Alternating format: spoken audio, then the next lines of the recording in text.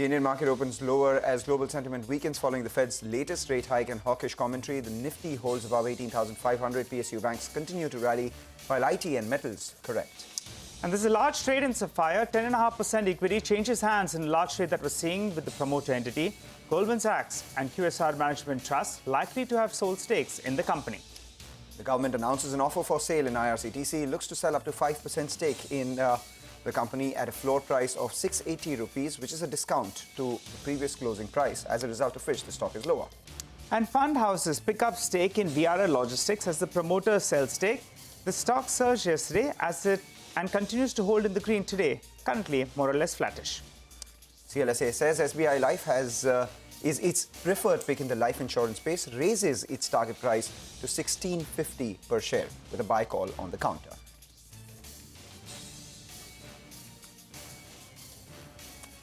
Hello and welcome to Chartbusters. Well, the markets are holding more or less flattish. Overnight, we saw a bit of a downtick. Let's get a quick check then, a technical check on the market. Sachitanand Urtekar of Trade Bull joins in to give us his take. Hi, Sachi. Good morning. Well, how to trade the index? We're a little bit lower in trade. Nothing really to worry. I think we're still holding comfortably above the 20 DMA. What's your sense on the index?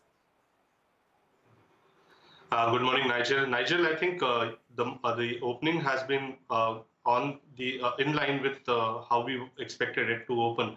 If you look at both the indices yesterday, they displayed a doji kind of formation, a spinning top kind of formation, which is usually a sign of caution. We have seen both the indices slipping below the doji lows, and still, if you look at the trend, the trend remains to be negative for when it comes to Nifty. If you look at Bank Nifty, I think the support is well defined. The 5-day exponential moving average has been defended.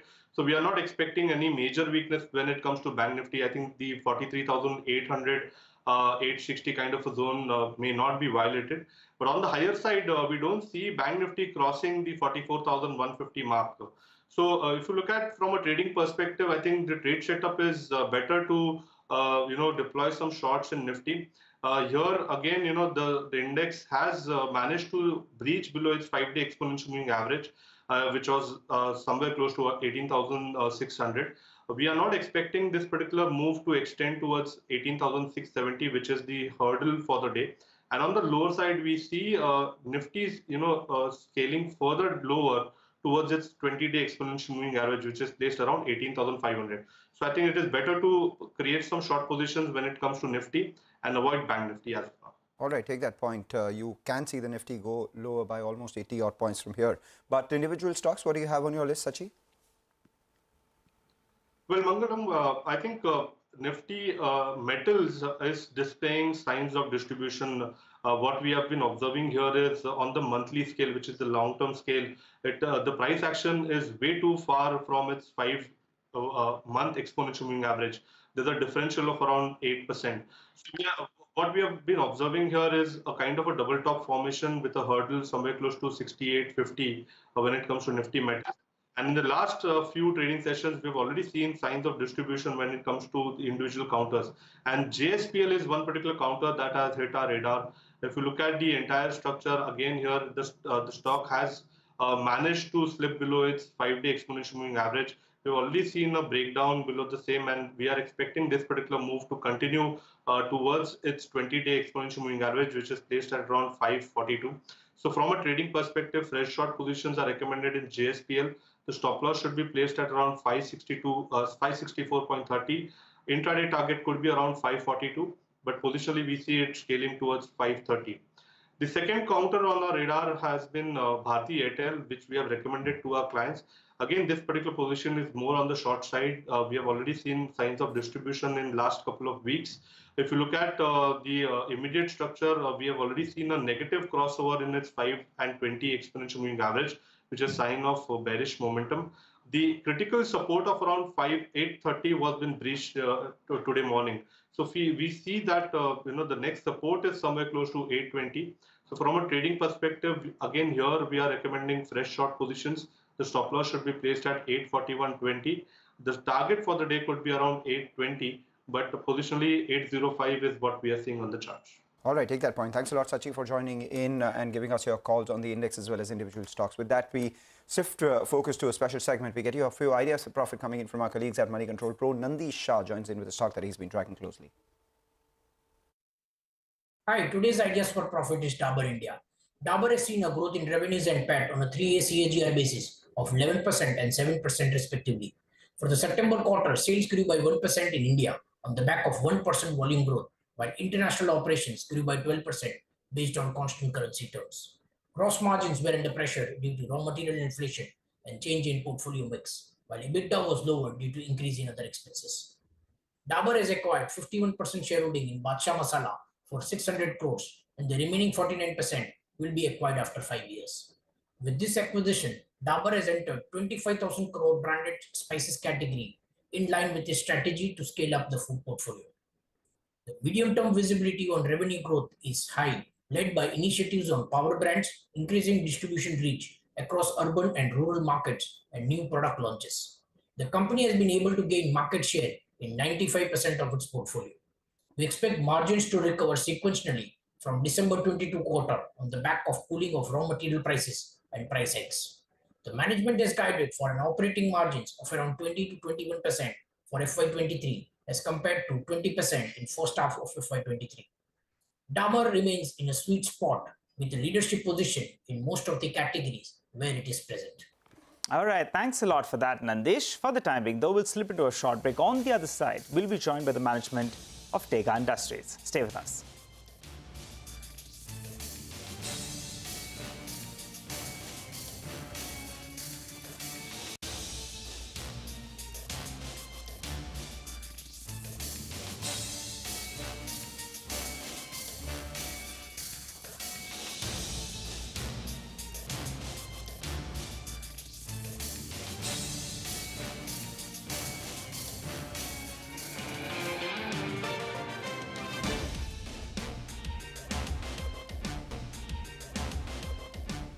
Even as the frontline indices are underperforming in today's trading session, is the mid caps which are doing extremely well, and a bunch of these cash stocks doing extremely well in just the last few minutes. We have Finolex Industries. That's the one that has spiked to the high point of trade, a good rally of 4% from the lows in the first hour of trade itself. The other stock actually is Snowman Logistics, which too has some volumes picking up on that counter with a gain of almost 3% today as we speak.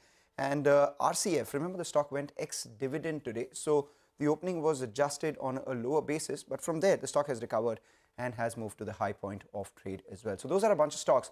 The other stock on our radar, as promised, we have with us the management of Tega Industries, Mehul Mohanka, who joins in as the MD and CEO of the company. The stock, of course, in just the last 3 months or so has rallied from levels of over 450 to a little over 600, where we are seeing it right now. Thanks a lot, Mehul, for joining in. You know, we're closing in towards the end of this calendar year, the first 9 months. The first half has been relatively strong for you, but then again, there is a lot which is happening in the world. You know, 86% of your revenues are exported. You come in from exports. You have worries of global slowdown. You also have volatile moves in a lot of the raw materials that you use for the products that you make. So, to cut to the chase, how's business? What's the outlook for the second half? 25% plus revenue, 21 to 23% margins. That's what your guidance was. Do you stick to that? Yeah, absolutely. Thank you for having me on the show to begin with. Yes, we are holding on to our projections for the year.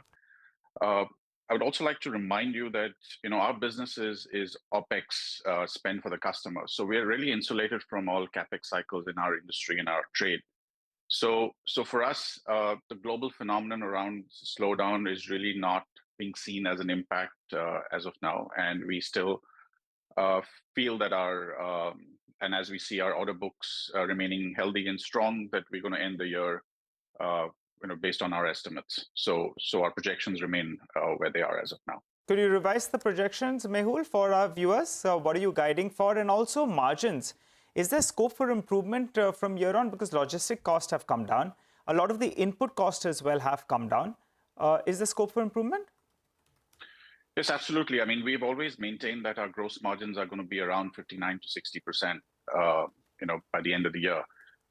In the first quarter, we did see some pressure because of the logistic costs still continuing to remain up. But over the subsequent, I think Q2, we've seen those margins improve because of reduction in costs that have come through. And in the subsequent 2 quarters also, we see that continue to pass through. So yeah, I mean, if the trend continues the way it is as we see today, we do see margin expansion happening for the rest of the year. Your aspiration was 21 to 23%. Your second quarter margins was 19%. So your aspiration is what we should go with, right, for the second half of this year? Yes, we're maintaining the guidance of about 21 to 22% for the rest of the year. All to right. end the year around that level. Take that point. And you saw improvement in your working capital days as well. I mean, in the first half from 169 to around 143. Where do you think this goes by the end of this year and going forward? Now, as you know, that our business is highly export oriented. So for us, I think around 130, 135 would be a good number because our collections normally happen when product gets delivered to our customer. So with shipping time included, 130, 135 is what we would consider to be a good estimate for a working capital cycle. All right. And we'll be there. Okay. All right. The big trigger for you all, Mehul, is ramping up of Dynaprime. I think last year it was in that vicinity of around 230 crores odd in terms of contribution. How much can that grow for the coming year? What do you end with? And for FY24? So we'll see our Dynaprime contributing close to about 27 to 28% over in terms of our overall revenue. We see that pretty much a healthy uptake in Dynaprime. It's seeing a lot of traction globally. And the non-Dynaprime business will also continue to grow, but the Dynaprime business is going to overtake most of the non-Dynaprime business. So yes, Dynaprime I think is guiding up well, and we see it continue to contribute a higher percentage of our overall revenue. On that itself, you said that last year it did about 24% of your revenue. Now it's going to ramp up to around 27 to 28%. On Dynaprime, Yes. What proportion of your clients are not using Dynaprime right now, and there is the opportunity for you to sell it to them, upsell or cross-sell? So as we had stated earlier, I mean, the entire Dynaprime portfolio is new business for us. So these are customers who we never had in our portfolio because we didn't have a product for them.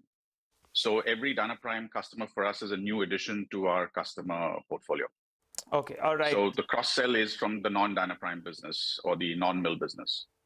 Got it. All right. So tell us, how much will the non-mill business, contribute in the time going ahead? I think it was 75% odd.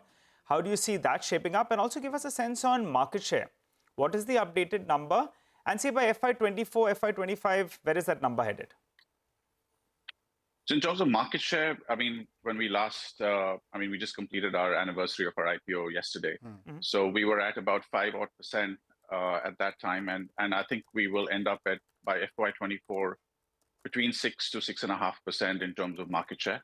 Okay. As you know, it's almost $1 billion market. So, we'll be adding almost about 100 million in Dynaprime sales by FY24 if you really would look at the market share calculations. And in terms of our overall increase in revenue growth, I think, we've always been saying that we're going to be tracking about anywhere close to 16 to 18% CAGR, which we will continue to do so over the next couple of years. And the non-mill to mill ratio currently at about 75% to 25 in favor of mill lining. I see that in the near term, continue to improve. Maybe it may go up to about 80-20, but ideally I would like to see it come off, with the non-mill also, growing as aggressively as the mill portfolio. So comfort levels will be around 70-30, but in the near term, we're seeing 75-25 continue on to maybe 80-20 in the shorter term. All right, take that point. The other trigger for you is, of course, capacity expansion that you've embarked in both India as well as Chile. Most of that, of course, will come in from the next year. So could you give us a sense of, in proportion terms, how much does your capacity expand by next year? And what does that mean for incremental revenue for you? So for us, most of the capacity additions will come through by FY25, FY26. So by the end of the entire CapEx spend our capacity would increase by about 65% from current levels. And by FY26, that would translate to almost close to 1,900 crores in revenue. Okay, all right. And Mayur, just to get back to that point of Dynaprime, it goes to $100 million by when? If we were to look at clear market share translation, by about FY24. By 24, Dynaprime will contribute, $100 million. So you're talking about 700 crores are coming in from there. Yes. All right, that's a big jump out there. And since you said that you recently celebrated the anniversary of your IPO, I just wanted to know, your promoter's stake is 79%. Of course, as per the minimum public shareholding norms, you have to go down to 75%. Have you also mulled over how that will happen? Will that be through fresh issue of equity shares to institutions, or will that be through you guys selling to institutions? Will there be an OFS or a QIP? Can you give us a sense? And by when? So we have about 2 more years to kind of really solve for that as per SEBI guidelines. So, I mean, from the present state of the business, we still have sufficient internal accruals in terms of generation of cash. So we are still mulling over it. We really don't have a clear sight of whether it's going to be a pure primary or a pure OFS or a blend of primary and OFS. But I'm sure within the next year or so, we'd probably wrap our head around it and figure out what we need to do to not only provide for cash in terms of growth, but also ensure that we are compliant. Take that point. Thank you so much for joining in and giving us the views on the business as well as the plan going forward. Wish you good luck for not just this year, but the entire CapEx cycle and the revenues that you're targeting. So that was the management of Tega Industries. With that, we'll flip it to a short break. On the other side, get you more on the individual stocks and the markets.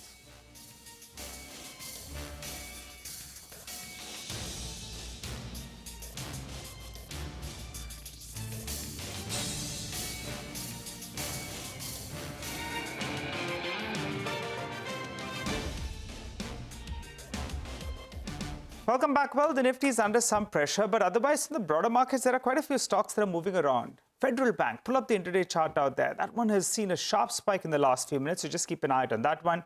Gujarat Gas as well is moving pretty well in the last few minutes, so that one should come off you in the screen. And Manappuram Finance, that's the other one. Just take a look at the intraday chart out there. That's moved to the high point of the day as we speak and strides one of those big underperformers in the last few years. It hit a low of less than 300 rupees, and from there, in the last 2 to 3 months, it's seen a good bounce from those lows as well. But we've completely run out of time on this edition of Chartbusters. You stay with us. Trading Hour comes up next.